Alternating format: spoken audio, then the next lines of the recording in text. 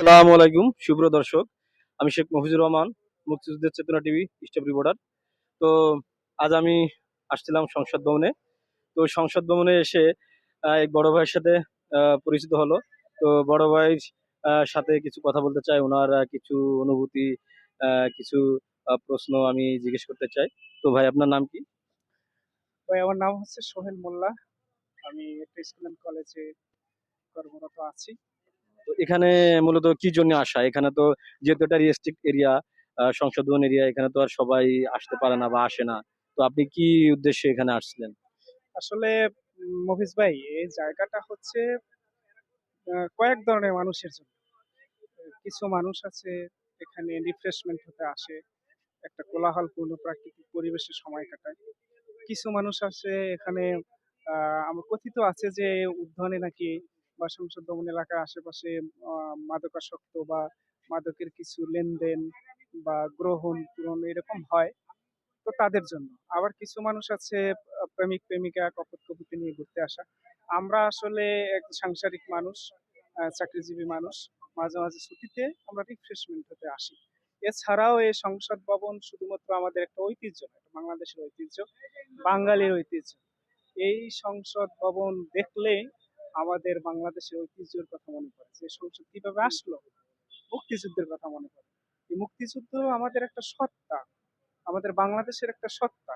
এই মুক্তিযুদ্ধের পিছনে কত লক্ষ মানুষ জীবন দিয়েছে, আপনি ভাবলে অনেক কিছু হয় যে আহ, সরাসরি একজন মানুষের, বঙ্গবন্ধু শেখ মুজিবুর রহমানের নেতৃত্বে একজন মানুষ বা সাধারণ মানুষ নেমে এসে এই যুদ্ধ তৈরি তো করেছে। আমি একটা এর প্রশ্ন বিনিময়েই আমরা এই সংসদ ভবন তো পেয়েছি। আমি একটা প্রশ্ন করতে চাচ্ছিলাম, যেহেতু আপনি নিজ থেকে বলছেন যে মুক্তিযুদ্ধ নিয়ে যে একটি কথা বললেন।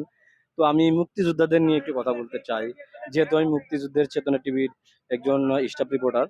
তো আমি আপনার কাছে প্রশ্ন রাখতে চাচ্ছি যে আমাদের দেশ স্বাধীনের পরে 1971 সালের পর থেকে আজ অবধি আমাদের দেশের মুক্তিযোদ্ধারা কি তাদের যথাযথ সম্মান বা যে প্রাপ্যটা সেটা কি তারা পাচ্ছে এখনো? আসলে মুক্তিযুদ্ধ, মুক্তিযুদ্ধকে সবাই শ্রদ্ধা করে, মুক্তিযোদ্ধাদেরও বাংলাদেশে সবাই শ্রদ্ধা করে, কিন্তু এই মুক্তিযোদ্ধাদের নিয়ে কিছু মানুষ ব্যবসাও করে, কিছু মানুষ তাদেরকে শ্রদ্ধাও করে। এমন কিছু ভুয়া মুক্তিযুদ্ধ আছে, তারা বাংলাদেশের এই রাজস্ব খাতের সম্পদ বিভিন্নভাবে নিজের মুক্তিযোদ্ধাদের দাবি করে, তারা এই সম্পদ আত্মহনন করে। আবার কিছু কিছু মুক্তিযোদ্ধা স্বীকৃত পায় নাই, অথচ বাংলাদেশের জন্য তারা যুদ্ধ করেছে। এভাবে তো তো মুক্তিযোদ্ধাদের আমাদের সবাই শ্রদ্ধা করি বা করা উচিত। কিন্তু এই মুক্তিযোদ্ধাদের নিয়ে কতিপয় কিছু লোক যারা ব্যবসা বাণিজ্য করে, এদেরকে কিছু সময় হয়তো তারা বাংলাদেশ থেকে কিছু পায়, কিন্তু সময় শেষে তারা বিতাড়িত হয়। তো আবার এই যে আমরা দেখি বিভিন্ন সময় দেখা যায় যে আমাদের যারা জীবিত মুক্তিযোদ্ধা আছে বা অনেকে আহত আছে।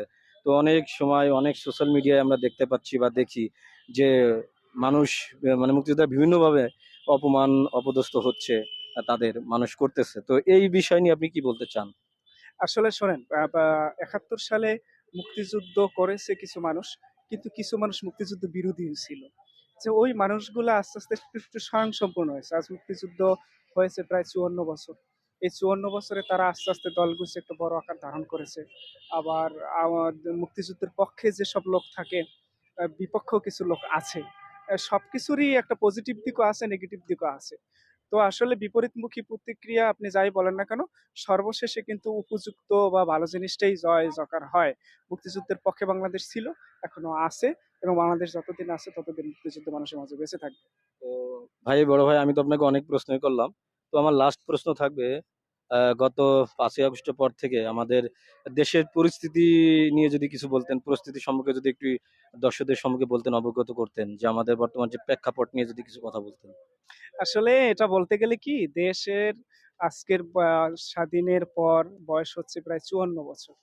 এই দেশ নিয়ে মনে হয় আহ, কিছু প্রেসিডেন্ট ছাড়া, যেমন বঙ্গবন্ধু শেখ মুজিবুর রহমান দেশ নিয়ে অনেক কিছু ভেবেছিলেন, কিন্তু উনি শত্রুপক্ষের অন্তরালে উনি 15ই আগস্ট উনি সপরিবারে নিহত হয়েছেন।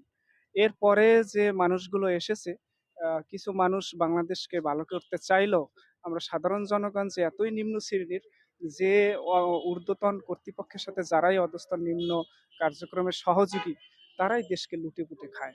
তো সেই হিসাবে যেমন আওয়ামী লীগ সরকার, দেশের জন্য আমরা অনেক কিছু এ বাংলাদেশে যা কিছু করেছে বেশিরভাগই দৃশ্যমান কিন্তু বাংলাদেশেরই আওয়ামী লীগই করেছে। কিন্তু এরপরে যে সরকার এসেছে বিএনপির হাত ধরেও বাংলাদেশে অনেক উন্নয়ন হয়েছে। এরশাদের পক্ষেও অনেক উন্নয়ন হয়েছে।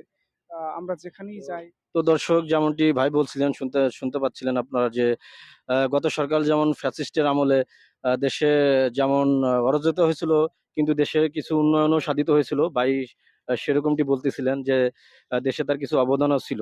তো আসলে আমাদের দেশে তো সবাই মানে যারা আমলিগ করেছিল বা আমলি ছিল, তার সব নেতা তো খারাপ না, বা সবাই তো দুর্নীতি করেনি, কিছু ভালো নেতাও তো ছিল না।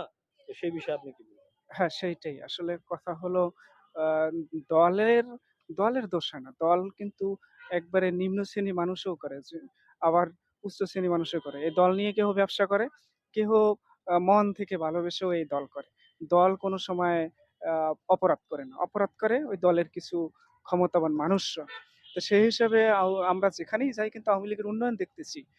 এই যে আমি আসলাম, মেট্রো রেলে আসতেছি বা এত সুন্দর, সুন্দর রাস্তা পার হয়ে আমরা আসতেছি। আমরা ঢাকা শহরে যেখানেই তাকাই সেখানে আওয়ামী লীগের উন্নয়ন ছিল। এখন যে দেশের পরিস্থিতি, নতুন সরকার এসেছে, তারাও চায় সামলাইয়া নিতে, দেশকে ভালোভাবে করতে। কিন্তু আমাদের জনগণের যে অবস্থা, বর্তমানে যে সংকটময় আমরা মুহূর্তে আছি, তেল নাই, গ্যাস নাই, এরপর মালামালের বর্তমান বর্তমান যে বর্তমানে আমরা রাস্তাঘাটে গেলে বেরোলেই দেখতে পারি তেলের জন্য মানুষ হাহাকার করতেছে। প্রত্যেকটা তেল পাম্পে মানুষ, গাড়ির দীর্ঘ লাইন পড়ে আছে। আপনি যদি এ সম্পর্কে আলোচনা করতে চান তাহলে আন্তর্জাতিক যে একটা বিপর্যয়, মানুষের যে মানব সংস্কৃতির বা মানবতার যে একটা বিপর্যয় হয়েছে আন্তর্জাতিকভাবে, দেখবেন ডোনাল্ড ট্রাম্প একজন প্রেসিডেন্টকে ধরে নিয়ে গেছে, তুলে নিয়ে গেছে। আবার ভেনেজুয়েলার প্রেসিডেন্টকে, আবার ইরানের যে যে হামলাগুলো করতেছে তেহরানে, এগুলোর আসলে কি কোনো তো যুক্তি আছে? ভাই, অশেষ অশেষ ধন্যবাদ আপনাকে। আপনি অনেক সুন্দর করে উদ্দেশ্য, মানে দর্শকদের উদ্দেশ্যে অনেক সুন্দর করে কথা বলছেন। তো আমি প্রিয় দর্শক, আমি আরেকটি ভাইয়ের কাছে যাব। আমার বড় ভাই আছে। বড় ভাই, আপনার নাম? আমার নাম মোহাম্মদ পলাশ। আমি তেজগাঁওতেই থাকি।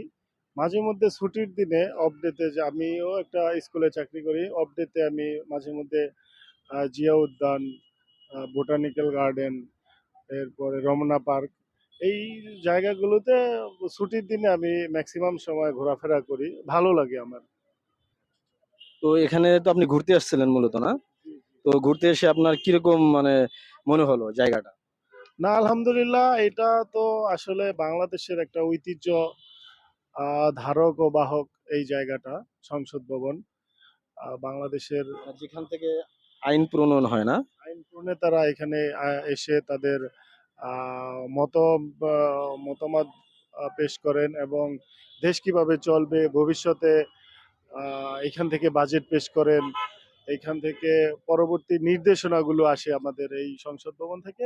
মূলত এই জন্যই এখানে আসা, স্মৃতিচারণ করা, এটাই। তো সুপ্রিয় দর্শক, শুনতে পারলেন, বড় ভাইও খুব সুন্দর করে আপনাদের উদ্দেশ্যে বলতেছিল। তো ভাই, আপনাকে অশেষ অশেষ ধন্যবাদ। ভালো থাকবেন, সুস্থ থাকবেন। ধন্যবাদ আপনাকে। আহ, ভালো থাকবেন, সুস্থ থাকবেন, হ্যাঁ? তো প্রিয় দর্শক,